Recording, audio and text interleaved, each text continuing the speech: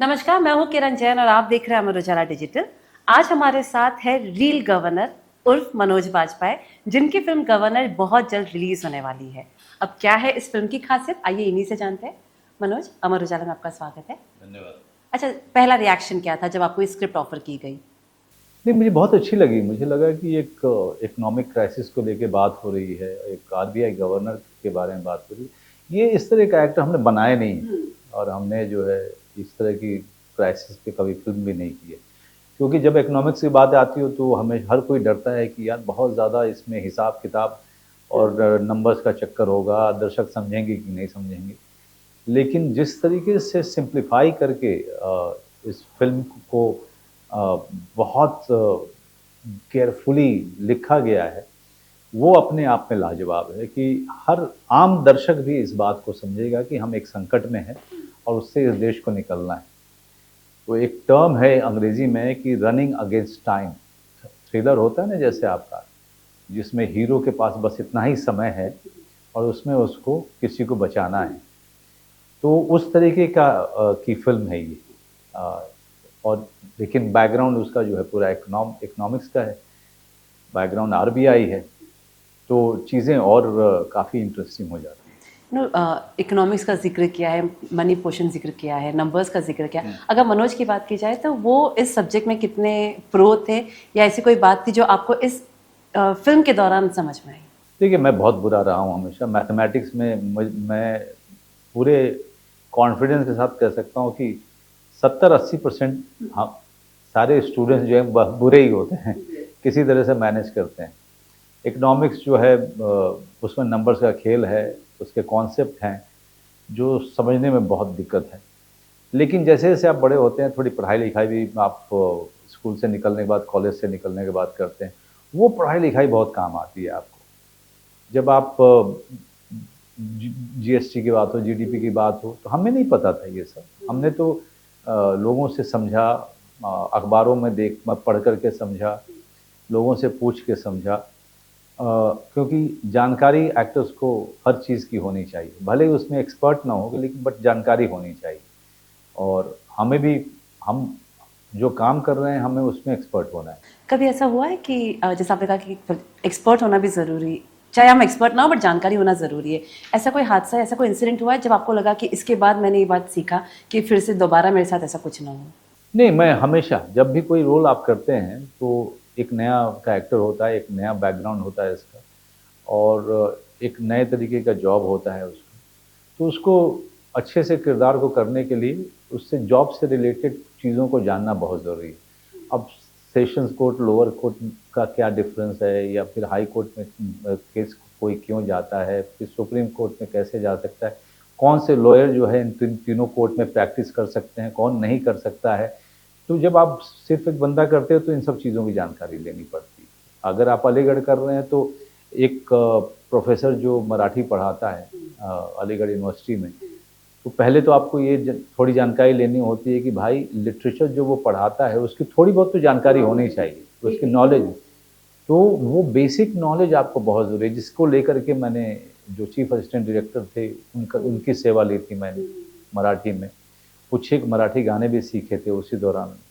तो इस तरह से हर कैरेक्टर जो मैंने किया है वो कुछ न कुछ मुझे सिखा के गया है, कुछ न कुछ जानकारी दे के गया है। वैसे ही एस वेंकटरमणन जो हैं, मुझे आरबीआई की पूरी फंक्शनिंग या फिर वो इकोनॉमिक्स की जो बातें और वो स्ट्रैटेजी, वो पर्दे के पीछे क्या-क्या काम चल रहा होता है इस देश को जो है सुचारू रूप से चलाने के लिए, आर्थिक तौर पे, इन सारी चीज़ों की जानकारी मिलती है। तो आप और धनी होते हैं और रिच होते हैं अपने नॉलेज में। ये फिल्म 90s के, सत्ता 90s के पॉलिटिक्स का दौर दिखाती है। हम 2026 में है। अगर बात की जाए कंपैरिजन की, क्या बदलाव आपको नज़र आया पिछले इतने सालों में? बदलाव तो देखिए, इस समय में तो कोक, पेप्सी, मॉल्स कुछ नहीं था। जिस समय की बात हम इस फ़िल्म में कर रहे हैं, लिबरलाइज़ेशन उस वो शुरू भी नहीं हुआ था।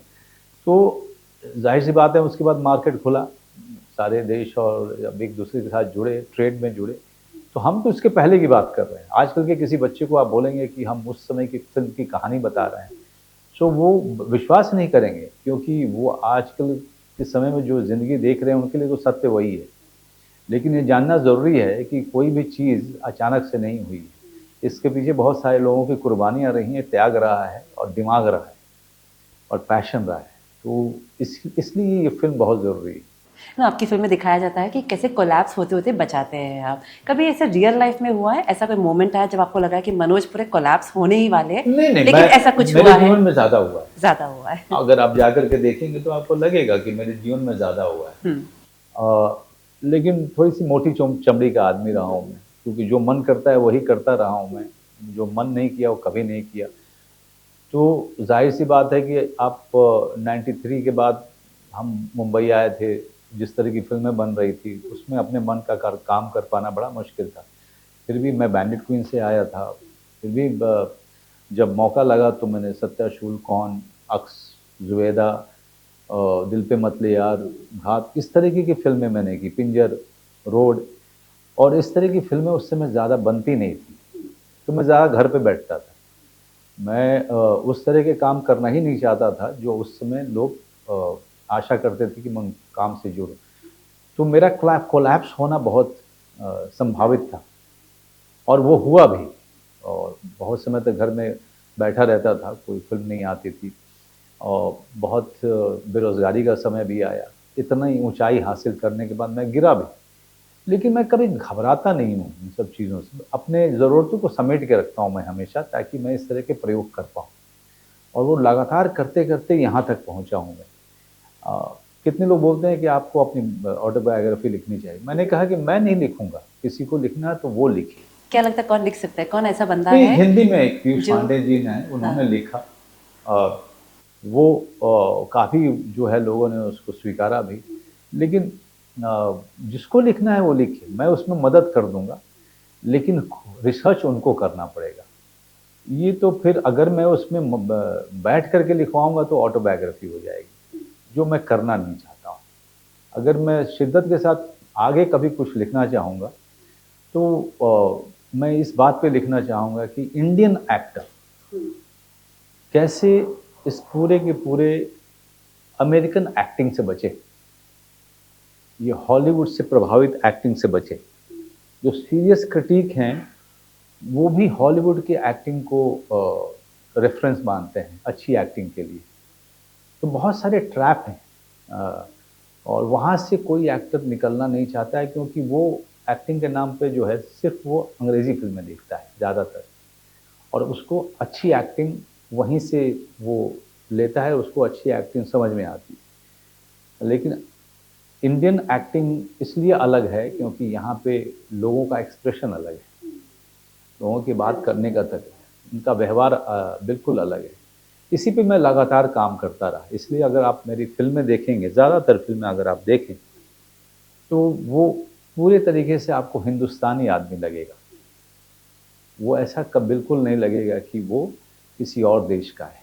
बस उसका नाम इंडियन है। कभी ऐसा हुआ है कि ऑफर आया हो कई सारे प्रोजेक्ट्स के आपको हॉलीवुड से, बट आपको क्योंकि नहीं मन नहीं कर रहा है, गट फीलिंग नहीं हो रहा है? बहुत बार हुआ मत होगा कि मतलब कोई अच्छे अच्छे रोल्स नहीं आते हैं, हाँ। या अच्छी फ़िल्म नहीं होती है। तो उसी तरीके के लोग संपर्क कर पाते हैं जो वहाँ पर अच्छा नहीं कर रहे हैं या उनको ओपनिंग नहीं मिल रही है। कुछ एक रोल होते-होते रह गए बड़ी फ़िल्मों में, तो उसके बारे में क्या बात करना है। अच्छा, ये कॉन्ट्रडिक्शन नहीं लगता हमें, क्योंकि हम जब कोई छोटी फिल्म भी अगर हम हॉलीवुड का कर ले तो बहुत बड़ा चढ़ा के हमको प्रमोट किया जाता है एक्टर्स को, ओ इस फलाने को इंटरनेशनल प्रोजेक्ट मिला, चाहे उसका रोल भले छोटा ही हो, लेकिन हम बहुत प्राइड से, बहुत प्राउड से बोलते हैं कि अरे हमको इस एक्टर को इंटरनेशनल प्रोजेक्ट मिला। लेकिन वही एक्टर जब यहाँ पे इंडिया में इतने अच्छा काम कर रहा है, इतने अलग अलग किरदार कर रहा है, लेकिन लोग उसको अप्रिशिएट नहीं कर रहे हैं। देखिए, वो एक मानसिकता है जिसका शिकार हम हमेशा रहे हैं। एक कॉलोनियल माइंड है, उपनिवेशवाद का जो माइंड जो है हम छोड़ ही नहीं पाए, क्योंकि हमेशा हमको ये लगता है कि जो वो कर रहे हैं वही अच्छा है। हम उसी के साथ कम्पीट करने में लगे रहते हैं, लेकिन उनकी नकल करके हम कभी कम्पीट नहीं कर सकते। इसीलिए चाहे सत्या हो, चाहे ख़ास करके गैंग्स ऑफ वासेपुर बहुत ही खालिस इंडियन फ़िल्म थी वो, और उसमें सारे परफ़ॉर्मेंस वो थे जो इंडियन थे। तो इसके सारे एक्टर्स ने जो है उसमें पूरे तरीके से भारतीय समाज से आते हैं, ऐसा दिख भी रहा था। और वो जब भी इस तरह की फ़िल्म आप बनाओगे, तो वो इंटरनेशनली उनको रिकॉग्निशन मिलेगा। और ये बहुत ज़रूरी है जानना कि आपको अपने इंडियन एक्टिंग ग्रामर बनाने पड़ेंगे। अगर आपको इस यहाँ के सिनेमा का कहीं से आप कंट्रीब्यूट करना चाहते हैं, यहाँ के सिनेमा में, यहाँ के एक्टिंग के ग्रामर में कुछ कंट्रीब्यूट करना चाहते हैं, तो आपको उसी तरह से करना पड़ेगा। कह सकते हैं ये सीख जो हमारी नई पीढ़ी के एक्टर्स है, जो सोशल मीडिया पर ज़्यादा फ्लॉन्ट या उनके कितने फॉलोअर्स है, इस बेस पर उनको एक्टिंग मिलती है, कहीं ना कहीं कह सकते हैं कि उनको भी सीखना बहुत ज़रूरी है कि हमारा इंडियन सिनेमा का ग्रामर क्या है, बेसिक ग्रामर क्या है, और उस पीढ़ी आगे लेके चले। वो बेसिक ग्रामर आप सीख तभी सकते हैं जब लोगों को देखेंगे। या अपनी ही ज़िंदगी को अगर आप देखिए, तो कोई भी हॉलीवुड के एक्टर्स की तरह से बात नहीं करता है कि नहीं? अगर आप बहुत बेसिक चीज़ है, अपनी ज़िंदगी को देखिए। यहाँ पे जो आपने ज़िंदगी जी है, जिस परिवार से आते हैं, यहाँ पर लोगों का व्यवहार एक दूसरे से, या उनका जो उनका पिच है एक दूसरे से बात करने का, चाहे वो सीरियस गंभीर बात कर रहे हों, या फिर वो बिल्कुल लाइट हार्टेड कोई बात कर रहे हैं, उनका बिल्कुल तरीका अलग है। वो उस पे काम करना, उस तक अपने कैरेक्टर को पूरी तरीके से रूटेड करना इस धरती में बहुत ज़रूरी है। ना जब आपने शुरू किया था, जो आपके दौर के जो एक्टर्स थे वो काफ़ी मेहनत करके, थिएटर करके, कई सारे संघर्ष करने के बाद, सालों का संघर्ष के बाद उनको एक फेम मिलता है।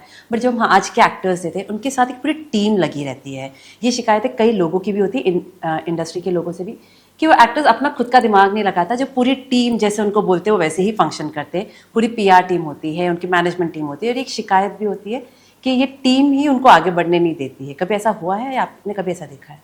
बस मेरे साथ में तो आप नहीं देखते। मैं अपने डिसीजन खुद लेता हूँ, स्क्रिप्टें पढ़ता हूँ या नरेशन ले लेता हूँ। ज़्यादातर मैं स्क्रिप्टें पढ़ता हूँ। मेरा निर्णय मेरा होता है। अगर आप इस कमरे में आकर आप देखें, तो इसमें आप जो प्रोडक्शन के लोग हैं वो हैं, कैमरामैन हैं। मेरी टीम का कोई आदमी आपको दिखाई दे रहा है यहाँ पे? क्योंकि इस तरह के डिसिप्लिन हमने इस्टेब्लिश किए कि जब हम काम कर रहे होते हैं, मेरा स्टाफ जो है उस पेरीफेरी के बाहर होता है, क्योंकि वहाँ पर कैमरा होता है, डायरेक्टर होता है, कैमरामैन होता है और मैं होता हूँ, या फिर मेरे को एक्टर्स होते हैं। और वो जोन बिल्कुल अलग होता है। उसमें मेरा बॉय, असिस्टेंट, मेकअप मैन वो तभी आ सकते हैं जब उनको बुलाया जाएगा, नहीं तो नहीं आ सकते। यहाँ काम नहीं है उनका, काम उनका कहीं और है। अभी ये काम चल रहा है, तो हर कोई अपने अपने तरीके से ज़िंदगी जीने के लिए छूट है उसको। मैं अग्री डिसएग्री किसी चीज़ से नहीं करता हूँ। I am more interested in my life. और जो बात आप कर रही हैं, ये मैं कभी कभी पढ़ लेता हूँ सोशल मीडिया पे, लेकिन मेरे लिए ये बहुत अनजान चीज़ है। हो सकता है कि उस एक्टर को इतने सपोर्ट की ज़रूरत हो, मुझे नहीं है। मैं काफ़ी हूँ अपने लिए। मेरे जो कॉस्ट्यूम से लेकर के, मेरे पीआर से लेके, मेरा मेकअप, मेरा मेरा हेयर, कई बार मैं अपने हेयर वाले को नहीं लेके जाता हूँ। मुझे लगता है कि मुझे चाहिए नहीं इस फिल्म में हेयर वाला, तो वो नहीं जाता है। कई बार किसी फिल्म में मेरा जो मेकअप मैन है उसको बाकायदा ये ताकीद की जाती है कि भाई आप इस ज़्यादा कुछ नहीं करेंगे, सिर्फ ये कीजिए, ये कीजिए, ये कीजिए बस। और कई बार जो है प्रोस्थेटिक का ज़्यादा काम रहता है, तो मेरा मेकअप मैन नहीं आता है, या तभी आता है जब उसकी ज़रूरत होगी। ये डिसाइड करना आपका काम है। क्योंकि देखिए, मैं छोटी फिल्में करता रहा हूँ या मीडियम बजट की फिल्में करता हूँ, प्रोड्यूसर्स की। हाँ, तो मेरे लिए मैं फिल्मों के रिक्वायरमेंट के हिसाब से सब चीज़ों को डिसाइड करता हूँ। और जो लोग करते हैं वो बड़ी फिल्में करते हैं, और बड़ी फिल्मों में प्रोड्यूसर अगर वो अलाउ करता है तो उसको शिकायत करने का कोई हक नहीं है। सोशल मीडिया का जिक्र हुआ है, मनोज बाजपेयी पहली बात तो कितना यूज़ करते हैं सोशल मीडिया को, कभी ऐसा हुआ है कि इन्फ्लुएंस हुआ है? नहीं, ये आपके ऊपर है कि आप किसी भी चीज़ को कितना अलाउ करते हैं कि वो आपको अफेक्ट करे। मेरे लिए सोशल मीडिया एक टूल है कि मैं अपने फिल्मों को या मैं अपने आप को, अपने काम को प्रमोट करूं। उससे ज़्यादा कोई, आप मेरे इंस्टा पे जाइए, मेरा कोई व्यक्तिगत उस पर नहीं दिखेगा। मेरा परिवार भी वैसा ही है कि उसको पता है कि हमको आना है कि नहीं आना है। वो डेस्परेट नहीं है इंस्टाग्राम पे आने के लिए। मेरी बेटी बड़ी हो रही है, 15-16 साल की है, तो वो बच्चे हैं उनको उनके ऊपर में भी मेरी बच्ची का जो है वो माँ के साथ में बहुत ही ओपन रिलेशनशिप है, जिसमें हम इसके वो उनको एडवांटेज और डिसएडवांटेज के बारे में बताती हैं, तो बहुत ही समझदार बच्ची है। तो और वो जो दूसरे समय में बड़ी हो रही है, तो उसको पूरे तरीके से दूर नहीं किया जा सकता है, क्योंकि उसकी पढ़ाई भी कंप्यूटर पे ही होती है। लेकिन हर चीज़ को समझते हुए, सँभालते हुए चलना पड़ता है। एक टीनेज बेटी के पिता किस तरह से डिफाइन करेंगे?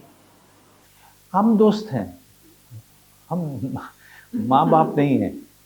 ऐसा ही कुछ कल्चर एस्टैब्लिश किया गया है, क्योंकि वो हमको माँ-बाप समझती भी नहीं है। वो हम लोगों को दोस्त ही समझती है। तो हम सारे तरीके की बातचीत करते हैं और इसमें सबसे बड़ा योगदान शबाना का, मेरी पत्नी का है। और क्योंकि वो जिस तरीके के परिवार से आती हैं, वो दिल्ली से, उनके फादर बहुत ही open minded, very well educated और उनके अपने ख़यालात रहे हैं।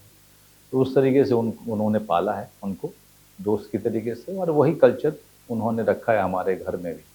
तो मैं भी अलाउड नहीं हूँ अपनी बच्ची के साथ ज़्यादा सख्त होने के लिए।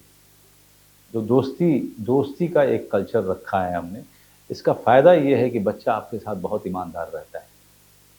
हर चीज़ जो उसकी ज़िंदगी में घट रही है, उसको वो खुल कर बात करता मनोज की ऐसी कौन सी झलक है, अगर टीनेज की बात की जाए, जब मनोज 15-16 साल के थे, आज वो अपनी बेटी में देख रहे हैं? है। विद्रोही है, मैं काफ़ी विद्रोही रहा हूँ। मैं बहुत कम बात करने वाला रहा हूँ, लेकिन वो अपनी माँ पे गई है, वो बहुत बात करती है। हाँ। बहुत ज़्यादा बात करती है। यहाँ तक कि शबाना जबकि बात करती हैं, उनको डिस्कशन करना जियो पॉलिटिक्स पे अच्छा लगता है, लेकिन हमारी बेटी जो है कान खा जाती है, वो रुकती नहीं है और जल्दी-जल्दी बोलती है। उसकी माँ बोलती रहती है, धीरे-धीरे बोलो।